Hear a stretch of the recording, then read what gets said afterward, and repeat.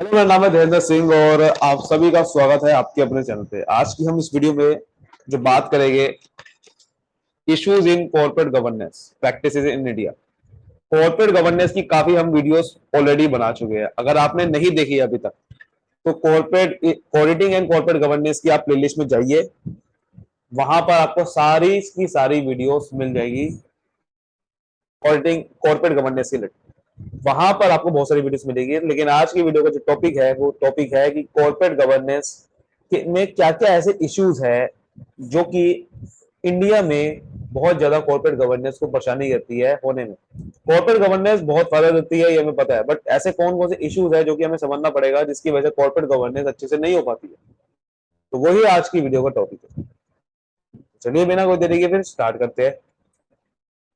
देखो, ये लिखा हुआ है कि सबसे लास्ट डिकेड से कॉर्पोरेट फ्रॉड्स और गवर्नेंस फेलियर्स की वजह से बहुत ज्यादा ग्लोबल कॉर्पोरेट मैप में बहुत ज्यादा ये देखा गया था, और उसकी वजह से कॉर्पोरेट गवर्नेंस प्रैक्टिस में इंप्रूविंग होने लग गई है।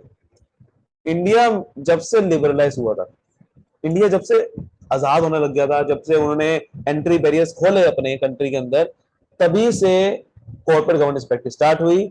और ये स्टेक होल्डर्स के भी, स्टेक होल्डर्स ही सब कुछ।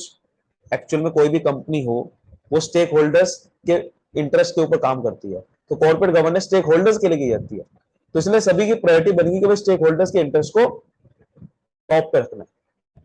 तो हम यहाँ पर कुछ ऐसे अब ये समझने वाले हैं कि ऐसे कौन कौन से इश्यूज है कॉर्पोरेट गवर्नेंस के अंदर। सबसे पहला जो इश्यूज है वो है गेटिंग द बोर्ड राइट।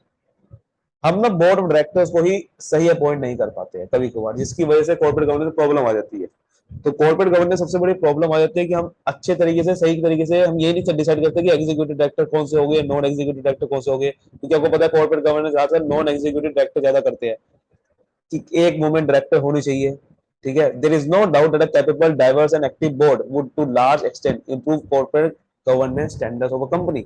हमें पता है कि ये बात कि भाई ये सब चीजें अच्छी, अगर हम बोर्ड ऑफ डायरेक्टर्स अपॉइंट करें तो हमारी कॉर्पोरेट गवर्नेंस इंप्रूव हो सकती है। बट अगर वो बोर्ड हमें नहीं मिल पाते हैं, सही डायरेक्टर्स नहीं मिल पाते हैं, तो ये बहुत बड़ी प्रॉब्लम हो जाती है, क्योंकि सिर्फ डायरेक्टर्स ही कॉर्पोरेट गवर्नेंस करते हैं। और यही इश्यूज बन गया है, क्योंकि अगर सही एग्जीक्यूटिव, नॉन एग्जीक्यूटिव डायरेक्टर नहीं मिल पाएंगे, कॉर्पोरेट गवर्नेंस हो ही नहीं पाएगी। तो ये पहला इश्यूज है। दूसरा क्या है, परफॉर्मेंस इवोल्यूशन ऑफ डायरेक्टर। यानी कि डायरेक्टर को पॉइंट भी आपने सही कर लिया, लेकिन अगर उसकी परफॉर्मेंस इवोल्यूशन नहीं कर रही कि वो काम कैसे कर रहे हैं, तो भी आप कॉर्पोरेट गवर्नेंस अच्छी नहीं कर पाओगे। So although performance evaluation of director has been part of existing legal framework in India, legal framework का पार्ट है कि भाई उसकी इवोल्यूशन कैसे करनी है परफॉर्मेंस की, डायरेक्टर्स की। But it caught the regulators attention recently. Regulator के अटेंशन में भी अभी आ गया ये। जनवरी 2017 SEBI, India capital market regulator, release a guideline note on board evolution. SEBI ने 2017 में ये रिलीज किया था कि भाई हम अब बोर्ड की इवोल्यूशन करेंगे, बोर्ड कैसा काम कर रही है उसको समझेंगे, जिससे बोर्ड, अगर ये बोर्ड को भी डर रहेगा कि मेरा काम चेक होगा तो वो अच्छा काम कर पाएंगे। This note elaborating different aspect of performance evaluation by laying down the means to identify objective, कि उनको ऑब्जेक्टिव बताई गए, डिफरेंट क्राइटेरिया क्या होगा, मेथड क्या होगा इवोल्यूशन का, वो उसमें बताया गया। And for performance evolution to achieve the desired result on core governance practice, there is often a call for result of such revolution are made from public. मतलब कि ये चीज जब सेबी ने निकाला गया तो उसमें सारी की सारी बातें हुई कि भाई ऑब्जेक्टिव क्या है, इसका क्राइटेरिया क्या क्या होगा, मेथड क्या क्या होगी। परफॉर्मेंस इवोल्यूशन के लिए जो डिजायर्ड रिजल्ट्स है उसको भी मांगा जाएगा सेबी से। सेबी मांगेगा उनको कि भाई इवोल्यूशन क्या हुई है। तो I think that is very very important. So ये जो इश्यू था, और इसको हमने सोल्व कर दिया किससे, सेबी ने। कि परफॉर्मेंस इवोल्यूशन एक इशू था और उसको बताया गया कैसे सोल्व करा गया। ठीक है, अब हम नेक्स्ट पॉइंट की तरफ बढ़ते हैं, that is true independence of directors. Actually में डायरेक्टर की इंडिपेंडेंस होना बहुत जरूरी होता है कॉर्पोरेट गवर्नेंस के अंदर, क्योंकि अगर जो कंपनी के डायरेक्टर है, कंपनी के जो डायरेक्टर है वो मिले जुले हो गए कंपनी के साथ, तो कंपनी की अच्छे से परफॉर्मेंस कैसे चेक कर सकते हैं, कंपनी के कैसे भला के भला हो सकते हैं। आपने देखा ना, वही एक डायलॉग बना हुआ ना, घर का बेदी लंका धाय। ये डायलॉग क्यों बना हुआ है, जो घर के लोग होते हैं उनको कंपनी के बारे में ज्यादा पता होगा, उनको पता होगा कंपनी में क्या सिस्टम है, कंपनी क्या चल रही है, कंपनी क्या ऑब्जेक्टिव है। बाहर के बंदे को क्या पता होगा, बाहर का बंदा तो अपने काम करने आएगा जैसे उसको बताया गया है। लेकिन जो घर का बंदा होता है उसको कंपनी के बारे में पता होता है ज्यादा, और वही फ्रॉड करता है। इसलिए अच्छी इंडिपेंडेंस नहीं होती कभी कभार। तो independent director appointment was supposed to be biggest corporate governance reform. उसके बाद आया, however 15 year down the line independent director have hardly been able to make the desired impact. Independent director तब भी कोई बहुत अच्छा इंपैक्ट नहीं डाल पा रहे थे। तो रेगुलेटर मतलब जो सेबी वगैरह है, regulator on its part has time and again made the norms tighter. उन्होंने बहुत नॉर्म टाइट बना दिए, introduce comprehensive definition of independent director. उन्होंने सही तरीके से एक डेफिनेशन निकाल ली कि इंडिपेंडेंट डायरेक्टर एक्चुअली में होने क्या चाहिए। Defined a role of audit committee बनाओ एक्सेट्रा, बहुत सारी चीजें उन्होंने कहा था ना कि भाई और इंडिपेंडेंट डायरेक्टर ऐसे होने चाहिए, ऑडिट कमेटी साथ बनानी चाहिए, रेम्युनरेशन कमेटी बनानी चाहिए, बहुत सारी चीजें बोली थी। वही बात कर रहा है कि भाई आपका जो इंडिपेंडेंट डायरेक्टर है वो किस तरीके से पॉइंट करने हैं उन्होंने ढंग से बताया, फिर उसके बाद और क्या होना चाहिए वो। तो मोस्ट इंडियन प्रमोटर, बस उन्होंने क्या करा कि most Indian promoter design a tick box way out of regulatory requirement. लेकिन ज्यादातर इंडियन प्रमोटर ने सिर्फ और सिर्फ एक टिक बॉक्स कर दिया, उनकी रिक्वायरमेंट जो थी सिर्फ उनको पूरा करने थे। जैसे आप देखते हो कि बहुत सारे लोग क्या करते हैं, बस लीगल लो को फॉलो करने के लिए बस ये स्टेप उठा देते हैं, ये कर रहे हैं हम वो कर रहे हैं, बट एक्चुअली में कुछ कर नहीं रहे होते वो। तो इसलिए नेक्स्ट पॉइंट वही से निकला था, रिमूवल ऑफ इंडिपेंडेंट डायरेक्टर। अभी हम बात कर रहे हैं इंडिपेंडेंट डायरेक्टर होने चाहिए, बट अब रिमूवल की बात कर रहे हैं कि इंडिपेंडेंट डायरेक्टर बहुत बड़ा एक रोल प्ले करते हैं, बट उसको बहुत ज्यादा क्रिटिसाइज करा गया कि वो बहुत ज्यादा बोर्ड में पैसिव रोल कर रहे हैं प्ले। अभी हम बात कर रहे थे कि भाई इंडिपेंडेंट डायरेक्टर होने चाहिए, बट वो इंडिपेंडेंट डायरेक्टर भी इतने नहीं होने चाहिए कि पूरे का पूरा बोर्ड इसके कंट्रोल में आ जाए, ये बात कर रहा है। Instances of independent director not siding with promoter decision have not been taken well, they were remove from the position by promoters. Promoter उनको रिमूव कर देते हैं, तो इसलिए जरूरी है जरूरी है कि भाई ज्यादा भी इंडिपेंडेंट डायरेक्टर ना हो। Under law and independent director can be easily removed by promoters.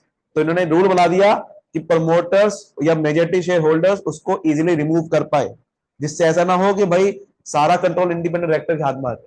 ठीक है, इंडिपेंडेंट डायरेक्टर होने चाहिए, बट इतने भी नहीं कि भाई पूरा का पूरा कंट्रोल उनके हाथ में आ जाए। तो इसलिए बना दिया कि प्रमोटर्स को रिमूव कर सकते हैं, मेजॉरिटी शेयर होल्डर को रिमूव कर सकते हैं। अगला पॉइंट है कि accountability to stake holders. Stake holders के लिए अकाउंटेबिलिटी नहीं हो रही थी, ये सबसे बड़ा इशू था एक और कॉर्पोरेट गवर्नेंस के अंदर। कॉर्पोरेट गवर्नेंस के अंदर पहला इशू क्या था कि भाई आपकी बोर्ड सही नहीं बन पाते, बोर्ड हम सही नहीं बना पाते, एग्जीक्यूटिव नॉन एग्जीक्यूटिव डायरेक्टर कितने होने चाहिए, फिर इसको ठीक करा गया।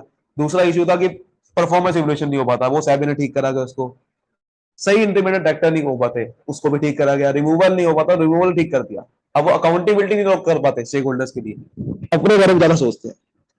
ठीक है, तो ये भी एक इशू था, उसको भी ठीक करा गया। Indian company law revamped in 2013 mandates that director or duties not only toward the company and the shareholders but also toward the employees। क्योंकि शेयर होल्डर्स में सिर्फ ये नहीं आता कि शेयर होल्डर्स के बारे में सोचो, नहीं, stake holder is not synonym of share holders. कुछ लोग ऐसा मान लेते हैं भाई स्टेक होल्डर्स में सब कुछ आता है, share holders, employees, internal stake holder होते हैं, एक्सटर्नल होते हैं, बाहर के बंदे जो भी कंपनी से जुड़े हुए हैं सब आते हैं इसके अंदर। तो इसलिए वो कह रहा है कि अकाउंटेबिलिटी रखो स्टेक होल्डर्स के लिए, ये कंपनी ने मैंडेट कर दिया। देखो ये प्रॉब्लम है, साथ में सोल्यूशन में बता रहा है। अगला है कि founders control and succession planning. Succession होता है कि जैसे कि आप अब नहीं रहे तो अगला कौन संभालेगा business. In India founders ability to control the affair of the business has the potential of entire corporate governance system. मतलब कह रहा है फाउंडर की एबिलिटी ही होती है जो पूरे के पूरे कंपनी के अफेयर्स को कंट्रोल करती है, और सारा का सारा कॉर्पोरेट गवर्नेंस का सिस्टम उन्हीं से गवर्न होता है।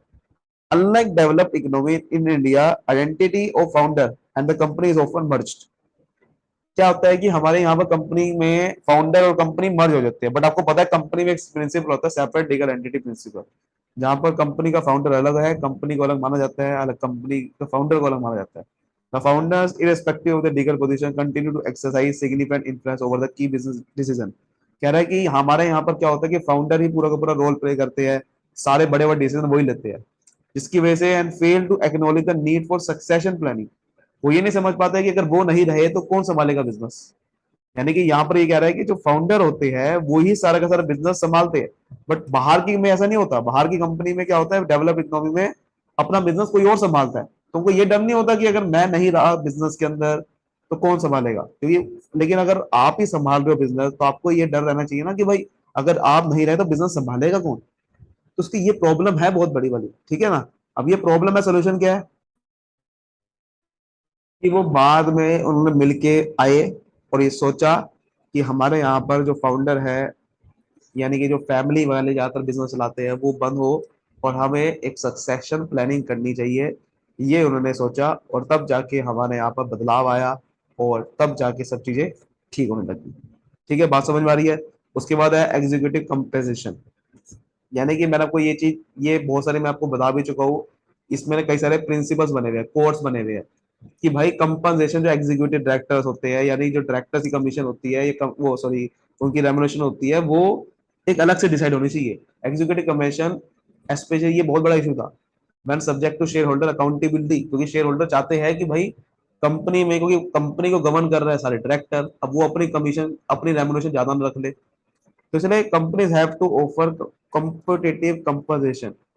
भाई जितनी होनी चाहिए उनको उतनी दी जाए। However such executive commission needs to stand the test of stake holder scrutiny. कह रहे हैं कि भाई कंपनसेशन ऐसी होनी चाहिए कि जितना वो होना चाहिए ऐसे, ताकि देख सके कि हाँ मैं जो अच्छा काम करे उसको मिले। Presently under Indian law the nomination and remuneration committee is required to frame a policy on remuneration of key employees. मैंने आपको बताया ना, एक बहुत बड़ी रेमुनेशन कमेटी बनाई जाती है इसके अंदर, कॉर्पोरेट गवर्नेंस के अंदर, वही कह रहा है वो होनी चाहिए, जिसके अंदर सारे क्या होते हैं कि एक इंडिपेंडेंट डायरेक्टर होते हैं, नॉन एग्जीक्यूटिव होते हैं जो काम नहीं कर रहे होते, वो सारे डिसाइड करते हैं, वो कंपनी से मिले हुए नहीं होते। ठीक है, ये चीज है इसमें समझने वाली। वो मिले हुए उतने नहीं होते और वही डिसाइड करते हैं ऐसे ऐसे लोगों की कमीशन, वो सारी रेमुनरेशन, जो कि हमारे कंपनी के मेन एम्प्लॉय होते हैं। अब नेक्स्ट देखते हैं हमारा रिस्क मैनेजमेंट। अगली प्रॉब्लम जो आई है वो क्या थी? Risk management. ये सारे के सारे ना हमारे प्रिंसिपल्स भी हैं और यही इशू थे, उसी की बात कर रहा है ये। रिस्क मैनेजमेंट प्रॉब्लम थी, मतलब कि बिजनेस क्या करते थे, बिजनेस में गलत गलत रिस्क ले लेते लोग। तो कॉर्पोरेट गवर्नेंस का सबसे बड़ा एक प्रिंसिपल है कि रिस्क को मैनेज करना बिजनेस के। तो लिखा हुआ है कि real monitoring by business media and national media houses. Large business क्या होता है, बहुत सारे मॉनिटर करते हैं उनको बिजनेस मीडिया अलग अलग। तो given that board is only playing an oversight role. Board सिर्फ एक ऐसा रोल प्ले करता है जो कि कंपनी के अफेयर्स को तो आपका मैनेज करता है और इंप्लीमेंट करता है रिस्क मैनेजमेंट पॉलिसी। तो इंडियन कंपनी ने, लॉ ने रिक्वायर कर दिया कि भाई बोर्ड को अपनी रिपोर्ट में एक स्टेटमेंट जरूर लेनी देनी है शेयर होल्डर्स को कि development and implementation of risk management policy. Risk management policy क्या रखी है भाई कंपनी के अंदर, वो आपको जरूर बताना है बोर्ड ऑफ डायरेक्टर को। ये आपने रिक्वायर कर दिया। तो बात समझ में आ गई, ये रिस्क मैनेजमेंट भी एक इशू था जिसको सोल्व कर दिया।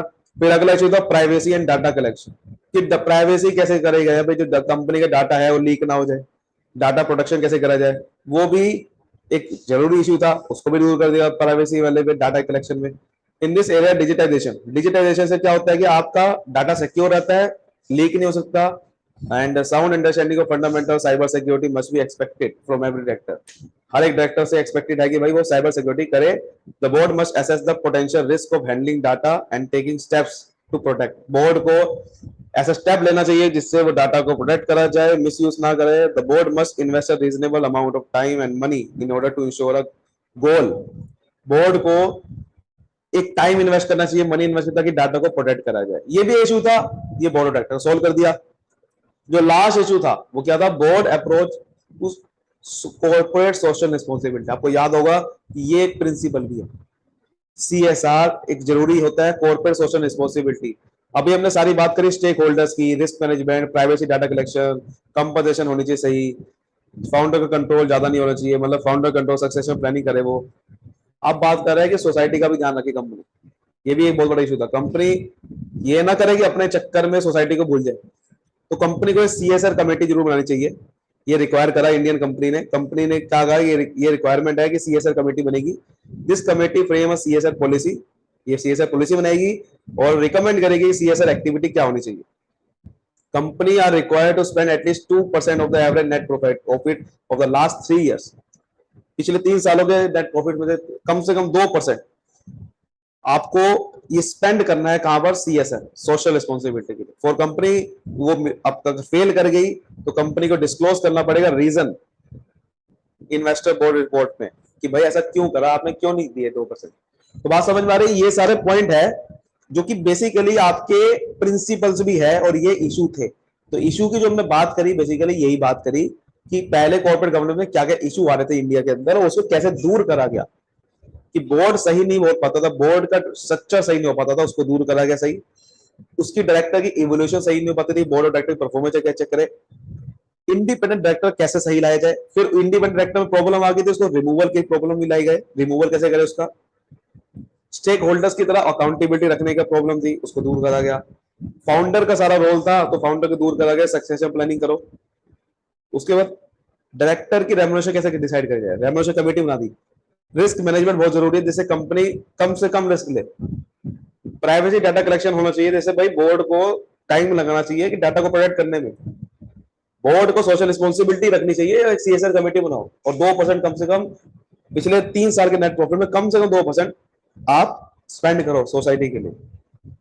तो ये थे सारे पॉइंट, आई होप आपको बहुत ही अच्छे समझ में आए होंगे। बाकी और वीडियो देखनी है अगर आपने तो नीचे मैंने प्लेलिस्ट डाली हुई है, corporate auditing and corporate governance playlist, वहां पर जाइए और लुत्फ उठाइए सारी वीडियोस का। मिलती है तब तक वीडियो, तो bye bye, thank you so much.